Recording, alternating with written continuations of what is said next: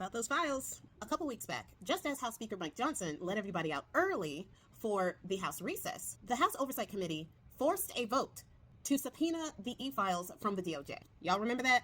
Now, the DOJ was supposed to be handing over all of the files on the 19th of August. That was the subpoena. All of the files on the 19th.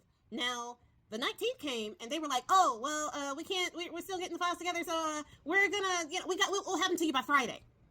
So Friday comes and they do hand over some files. Now, they do not hand over all the files like they were supposed to. They hand over the first batch of files. Now, Representative Robert Garcia from California is the one that forced that vote in the committee in the first place. He is the top Democrat, and he said that out of the files that they did give them, only 3% of those files was new information. The rest of the 97% of those files were things that were already pre-released to the public, with the new stuff being things like the border protection logs and the flight locations of E-Man's plane from the year 2000 to 2014, which were already consistent with the reentry records that were already on file. Now, the DOJ said that this was the first batch and there was more files to come. However, first of all, they were supposed to release all of the information by the 19th. That was the subpoena.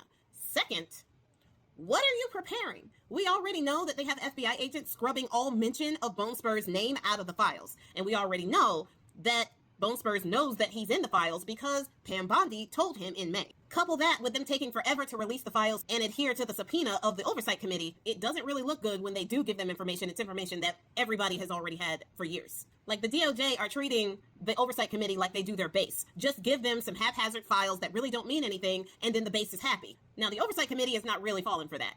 They want the files, the real ones.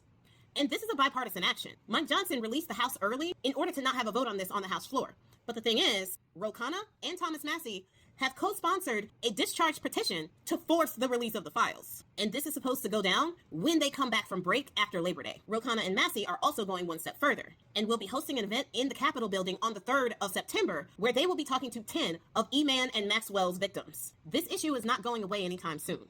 And with the DOJ being so shady and shoddy and sus with the release of these files, they are just digging that hole even deeper.